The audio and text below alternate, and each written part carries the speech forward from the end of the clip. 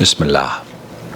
السلام علیکم ورحمۃ اللہ وبرکاتہ۔ جی اکبر بھائی کیسے ہیں آپ؟ اکبر بھائی یہ جو قرآن دازی کرتے ہیں ایسا کرنا جائز ہے کسی بھی معاملے میں؟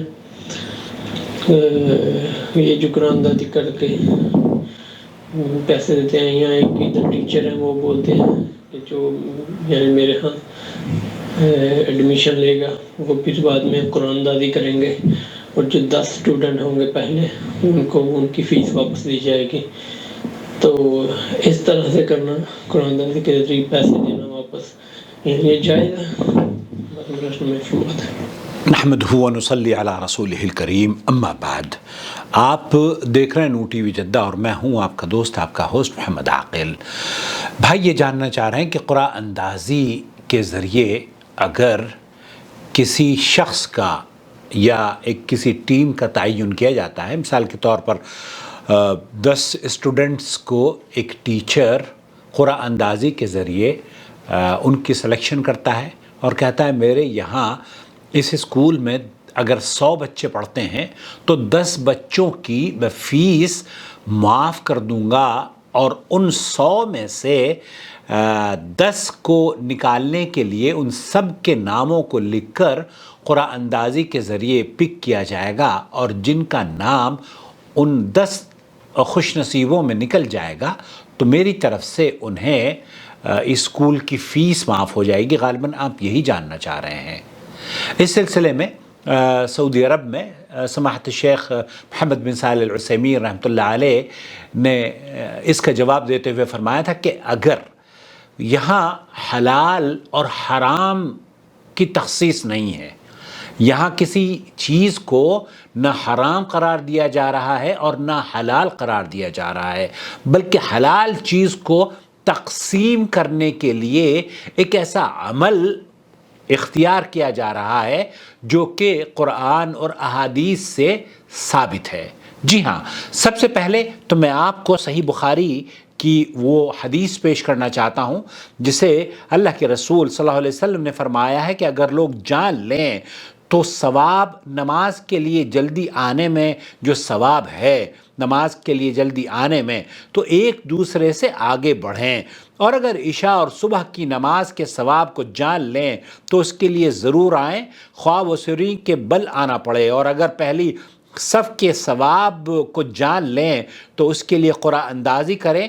کیا یہ حدیث، یہ صحیح بخاری کی حدیث ہے اللہ کے رسول صلی اللہ علیہ وسلم سے، اور صرف یہی حدیث نہیں ہے بلکہ اللہ کے رسول صلی اللہ علیہ وسلم جب سفر پر نکلا کرتے تھے تو اپنی بیویوں کے درمیان بھی قرآن اندازی کیا کرتے تھے کہ کس بیوی کو آپ اپنے ساتھ شریک سفر میں رکھیں گے۔ میں آپ کو مختصر طور پر لے کر چلتا ہوں، شیخ کیا فرما رہے ہیں دیکھیں۔ قرآن اندازی کے بارے میں قرآن کریم کے اندر 2 آیتوں میں اس کا تذکرہ ہے۔ وہ مریم علیہ السلام کا قصہ بڑا معروف ہے، سورہ آل عمران غالباً آیت نمبر 44 میں ہے، جب مریم علیہ السلام کی کفالت کا تذکرہ کیا گیا ہے، اللہ تعالیٰ نے فرمایا تو ان کے وہ اپنی قلمیں ڈال کر انہوں نے قرآن اندازی کی تھی کہ کون کفالت کرے گا۔ اذ یلقون اقلامہم، زکریا و مریم و قصت ایضا یونس علیہ السلام، اور یونس علیہ السلام کو بھی جب سمندر کشتی کا جو مشہور واقعہ ہے تو اس میں بھی قرآن اندازی کی گئی تھی، جل وعلا عن یونس فساہم فکان من المدحضین، تو وہاں پر بھی قرآن اندازی کا قرآن نے تذکرہ کیا ہے یونس علیہ السلام کے قصے میں بھی۔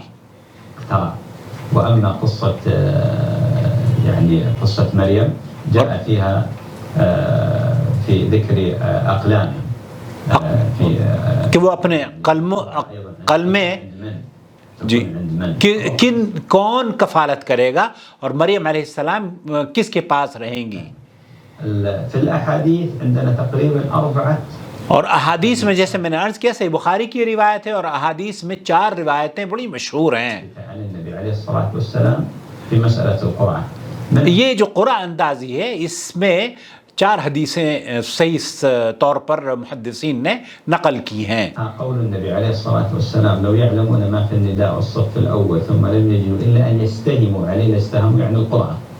یہاں اللہ کے رسول صلی اللہ علیہ وسلم نے فرمایا ہے کہ اگر ایک آدمی کو نماز میں پہلے آنے اور صف اول کے ثواب کا اجر مل جائے تو پھر وہ قرآن اندازی بھی اگر اسے کرنی پڑے تو قرآن اندازی کرنے کا وہ قرآن اندازی کے بعد اس ثواب کو حاصل کرے. تو یہاں حدیث میں بھی قرآن اندازی کا تذکرہ ہے.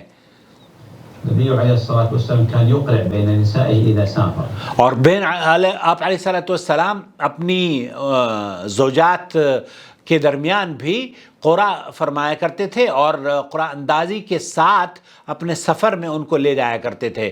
کس کو شریک سفر رہنا ہے. فأيتها خرج سهمها ذهبت معه. جس کا نام بھی نکل جاتا تھا قرے کے اندر اس کو لے جایا کرتے تھے. وأيضا أقرع النبي عليه الصلاة والسلام بين 6 أعود اعتقهم سيدهم. تو یہاں بہت ساری احادیث ہیں جس سے یہ پتہ چلتا ہے کہ قرآن اندازی میں دراصل حلال اور حرام کو مکس نہیں کیا جاتا اور نہ ہی یہ کوئی حکم ہوتا ہے کہ اس کو حلال کرنا ہے یا حرام کو، کیونکہ حلال اور حرام تو واضح ہیں. یہاں بات یہ کی جا رہی ہے کہ اختیار یا ہم ان بچوں میں سے کن بچوں کو انعام دیں گے. ظاہر ہے اگر ہم اپنی پسند سے کسی کو چن لیں گے تو بچوں کے دلوں میں تنگی محسوس ہو سکتی ہے کہ ہمارے ٹیچر نے، ہمارے قائد نے، ہمارے محب نے، ہمارے استاد نے، ہمارے رہبر نے ہمارے ساتھ ناانصافی کی ہے، یہ ہمیں پسند نہیں کرتے. تو انہوں نے اپنی پسند اور ناپسند کو یک طرف رکھتے ہوئے ایک 10 بچوں کے نہیں بلکہ 100 بچوں کے نام ڈال دیے اور 100 بچوں میں سے بھی ان میں سے کسی کو ایک کو بلا کر اس کا نام نکلوا دیا. اب وہ جس کا نام نکلے گا دراصل اس میں کسی طرح کا کوئی اختیار نہ تو بچے کا ہے اور نہ ہی اسکول کا یا اسکول کی کمیٹی کا ہے یا ٹیچر کا ہے. تو ٹیچر نے ان 10 بچوں کا تعین کرنے کے لیے جن کو انعام وہ دینا چاہتے ہیں اس طرز پر قرآن اندازی کی ہے اور قرآن اندازی کرنا بالکل جائز ہے. واللہ تعالی عالم. وصلی اللہ علی نبینا محمد وعلی آلہ وصحبہ اجمعین.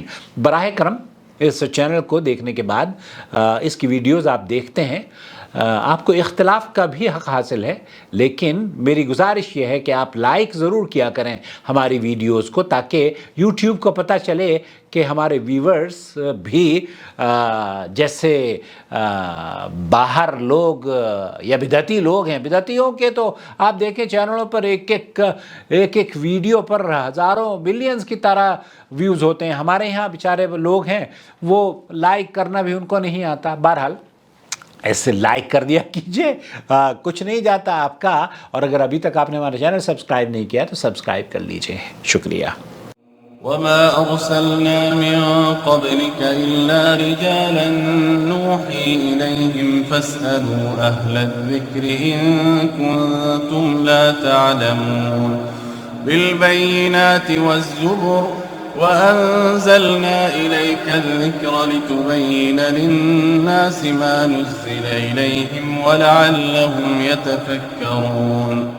أفأمن الذين مكروا السيئات أن يخسف الله بهم الأرض أو يأتيهم العذاب من حيث لا يشعرون.